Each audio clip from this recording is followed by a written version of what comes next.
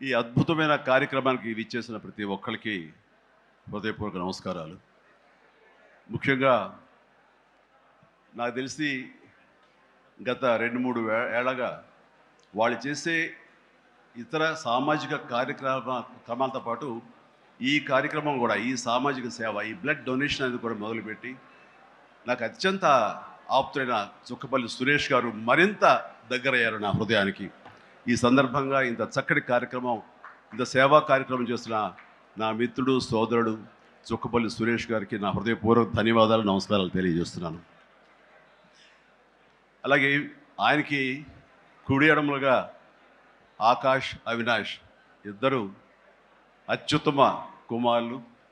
వాళ్ళు ఈ కార్యక్రమాన్ని వాళ్ళ భుజస్కంధాల మీద వేసుకుని దీన్ని ఇంత చక్కగా, ఇంత పెద్ద ఎత్తున, ఇంత మెగా బ్లడ్ క్యాంప్ చేయటం అన్నది, దానికి ఎంతో కొంత సహకరించిన మా చిరంజీవి చారిటబుల్ ట్రస్ట్కి ఎనలేని సంతృప్తిని ఇచ్చావు. తద్వారా నాకు ఎంతో సంతోషాన్ని మిగిల్చావు అవినాష్. It's wonderful. అండ్ ఈ రోజున ఇది కార్యక్రమానికి విచ్చేయటమే కాకుండా బ్లడ్ డొనేట్ చేసిన బిడ్డలాంటి తేజాకి నా హృదయపూర్వక ధన్యవాదాలు తెలియజేస్తున్నాను. And excellent. నేను అడిగింది ఫస్ట్ టైం అని కాదు, ముందు నుంచి ఇచ్చాను. సో బతికిపోయావు. లేదంటే కనుక నన్ను ఇన్స్పిరేషన్ కానీ బయట మాట్లాడుతుంటావు, ఈ బ్లడ్ డొనేషన్ దాంట్లో తీసుకోలేదేమో అనుకోను. Wonderful. Please keep rocking. And ఇక్కడ ఇచ్చేసేటువంటి సంయుక్త గారికి, అలాగే Chiranjeevi charitable trust chief medical officer doctor Madhavi, నా చెల్లి, తనకి, అండ్ ఈ కార్యక్రమాన్ని ఇంత బాగా నిర్వర్తించడానికి పరోక్షంగా ప్రతి పురుషుడు వెనక ఒక స్త్రీ ఉండాలి, దానికి మిసెస్ సురేష్ గారికి, వారి ఇతర సిబ్బందికి నా హృదయపూర్వక ధన్యవాదాలు తెలియజేస్తూ, మరీ ముఖ్యంగా ఈరోజు నేను మెన్షన్ చేయాల్సింది, ఇక్కడ ఈ కార్యక్రమానికి విచ్చేసి దాదాపుగా 1000 మంది సాయంత్రం లోపల బ్లడ్ డొనేట్ చేస్తుంటే రక్తదాతలకి నేను మరీ మరీ మరీ శిరస్సు వంచి నమస్కరిస్తున్నాను. వాళ్ళు ఈ రోజున బ్లడ్ ఇవ్వటం అన్నది కేవలం వాళ్ళకి ఎనలేని సంతృప్తి వస్తుంది, కానీ ఆ బ్లడ్ మూలంగా ఒక ప్రాణం కాపాడబడుతుంది. ఇది నేను ఎప్పటి నుంచో ఎన్నో ఏళ్లబట్టిగా నేను అనుభవిస్తున్నటువంటి గొప్ప ఫీలింగ్ ఇది నాకు.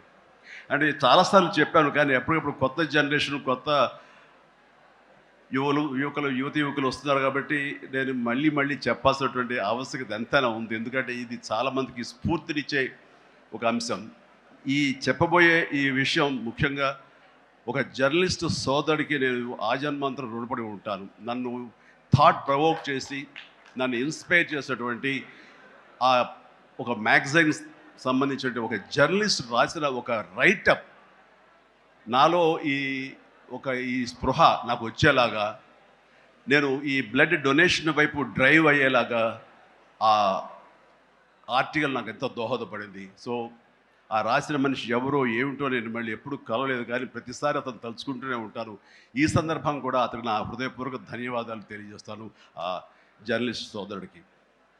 ఎందుకంటే మా అందరికీ సేవ చేయాలని ఉంటుంది, కానీ ఎలా చేయాలో తెలియనటువంటి ఒక డోలాయమాన పరిస్థితితో లేదా తొయ్యకో ఉన్నప్పుడు మీలాంటి వాళ్ళు మాకు ఆ స్ఫూర్తినిచ్చి మాకు డ్రైవ్ చేస్తే కనుక నిజంగా అది పెద్ద మీరు సహాయం చేసినట్లు. అలాగా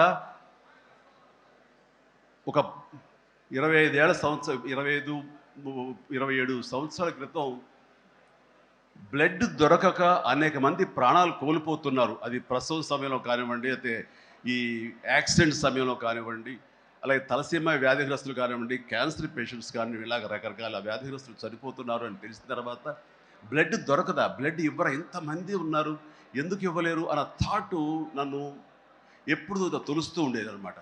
సో మన ఫ్యాన్స్ని మనం వేరే వాటికి డ్రైవ్ చేసే కంటే వేరేగా వాళ్ళని వాడుకుంటూ మన కీర్తి మరింత పైకి ఎదిగేలాగా వాడుకునే కంటే వాళ్ళని ఈ బ్లడ్ డొనేషన్ వైపు మనం మళ్లించగలిగితే కనుక, వాళ్ళు అత్యంత శక్తివంతమైన మనుషుల్ని సామాజిక సేవ వైపు మనం డ్రైవ్ చేయగలిగితే, వాళ్ళని ఛానలైజ్ చేయగలిగితే కనుక, ఆ కన్న తల్లిదండ్రులు కానీ, ఆ సొసైటీలో ఉన్నటువంటి ఇతర వ్యక్తులు కానీ, ఆ సమాజంలో వాళ్ళు కానీ, వాళ్ళ పట్ల ఉన్న దురభిప్రాయాలన్నీ పోగొట్టుకుని మంచి అభిప్రాయం ఏర్పడుతుంది కదా, వాళ్ళకి అల్లని సంతృప్తి వస్తుంది కదా.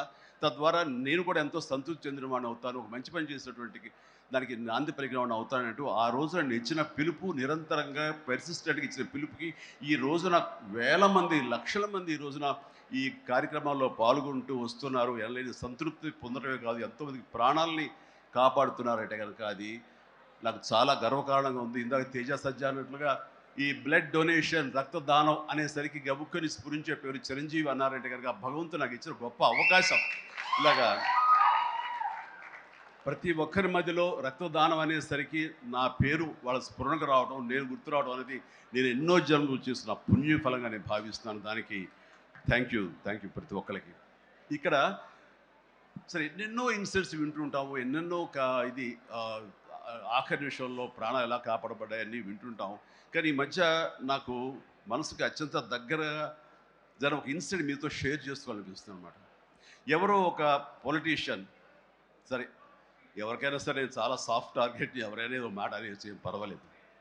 అలాగా ఒక పొలిటీషియన్ నన్ను అకారణంగా, నేను ఇప్పుడు పాలిటిక్స్ చాలా దూరంగా ఉన్నా సరే నా గురించి ఏదో అవాకులు చవాకులు ఆయన పేలినప్పుడు ఆయన మరొక చోటకి ఏదో ఒక ముంపు ప్రాంతానికి ఆయన వెళ్ళటం జరిగింది. అక్కడ ఒక స్త్రీ, ఒక ప్రౌఢ ఆవిడ అది మిడిల్ ఏజ్ ఉంటుందేమో, మిడిల్ ఏజ్ ఆవిడ తను పట్టుకుని నానా మాటలు తిడుతుంటే, నీకు ఎలా మనసు వచ్చింది చిరంజీవిని అంటానికి, అది అది అని తిడుతుంటే నాకు అనిపించింది మామూలుగా మన మాస్ ఫ్యాన్ కదా ఆవిడ, చాలా గౌరవప్రదమైన కుటుంబంలో ఉన్నటువంటి మనిషిలాగా అనిపించింది, గృహిణి.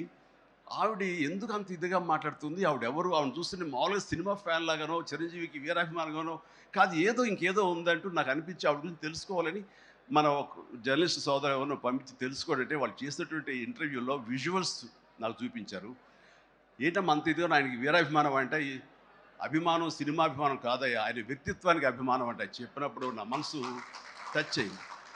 ఏంటమ్మా అంత ఇదిగా, ఏంటమ్మా ఆయన మీకు ఆయన సహాయం చేశారు, ఏం చేశారంటే సహాయం చేయటువంటి అయ్యా, నా బిడ్డ ప్రాణాలను కాపాడాడు అని అన్నప్పుడు ఏ విధంగా ఏంటి అని అన్నప్పుడు, నా బిడ్డకి రాజమండ్రిలో దగ్గర ఒక పల్లెటూరిది, రాజమండ్రిలో కానీ కాకినాడలో కానీ నా బిడ్డకి ప్లేట్లెట్స్, డెంగ్యూ వచ్చేసి ప్లేట్లెట్స్ బాగా డౌన్ అయినప్పుడు వితిన్ అవర్స్ నా బిడ్డ కనుక ప్లేట్లెట్స్ సమయానికి అందకపోయి ఉంటే కనుక వాడు ఏమైపోయాడు, పాటిగా దూరం అయిపోయేవాడు. అంటే ఒక 8 ఏళ్ల బాల్ని అబ్బాయిని పిలిచి పక్కన కూర్చోబెట్టుకుని ఆ తల్లి చెప్తుంది, మరి ఎవరో చెప్పారు చిరంజీవికి ఫోన్ చేయపోయావు. నేనేంటి చిరంజీవి ఫోన్ చేయటువంటి, ఎక్కడి నుంచి చేయగలను, ఆయన ఎక్కడో ఉంటాడు, ఎలా చేయాలి ఫోన్ అని తెలియని పరిస్థితుల్లో, లేదమ్మా బ్లడ్ బ్యాంక్ చేయి, వాళ్ళు ఖచ్చితంగా ఎత్తుతారు ఫోను, నీకు కాల్ సహాయం చేస్తారంటే వాడు గంటల్లో కావాలి, అది ఎక్కడో ఉంది హైదరాబాద్లో, ఎలాగొస్తుందో అనుకున్నాను. కానీ అయినా సరే ఎక్కడో ఆశ చావక ఫోన్ చేయడం జరిగింది. ఫోన్ చేసిన తర్వాత అక్కడ స్పందించి అక్కడ సిబ్బంది వెంటనే రాజమండ్రి పరిసర ప్రాంతాల్లో ఉన్న అభిమానులు, ఆ బ్లడ్ గ్రూప్ ఎవరికైతే ఉందో అభిమానుల్ని